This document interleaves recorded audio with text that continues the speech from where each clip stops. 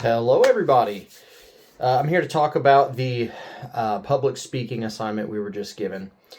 And I guess I'll start off by saying one of the things that I learned from these speeches is how important, like, analyzing the audience really is. So, if a speaker doesn't understand who they're talking to, uh, I would say that even a great speech could fall flat. It could be a complete dud. Um, when our professor Dr. Curry and Rick Grigsby uh, were speaking and giving their awesome speeches, it was definitely evident that they understood their audience. They were speaking to people who were preparing for their next stage in life. I mean, so their messages focused on like perseverance and character and purpose and their overcoming obstacles that are soon to come and that they overcame in their past. So I believe that both speakers were very successful in the way that they conveyed their thoughts and their experiences, but they succeeded in different ways, I would say. Dr. Curry, I would say, connected with the audience through his personal story rather than Mr. Rick Grigsby talking about his experience with this third grade dropout. But he talked about growing up with a speech impediment, being bullied, and eventually becoming a speech professor, which some irony there.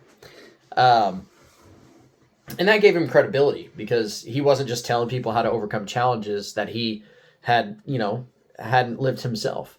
So I had a lot of respect for his speech, and Rick Grigsby was incredibly engaging because of his storytelling ability. He was very good about how he would implement humor, comedic humor and timing. He was very good about that, and he used stories about his father and obviously the third grade dropout, and to teach lessons about character and excellence.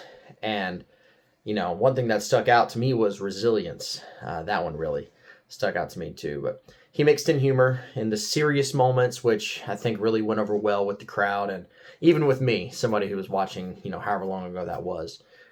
Which kept me interested and from the beginning of it to the end.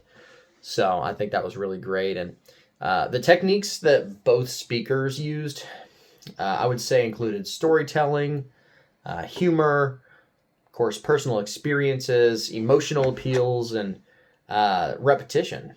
So, but Dr. Curry used his life story to inspire the audience.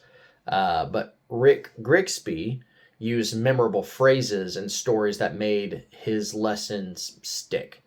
So, but what stood out to me the most was how genuine both speakers seemed. So, neither one sounded like they were just simply reading a speech, but they sounded like they truly believed what they were saying. Not only because they lived it, but I think that was one of the reasons their messages were so effective.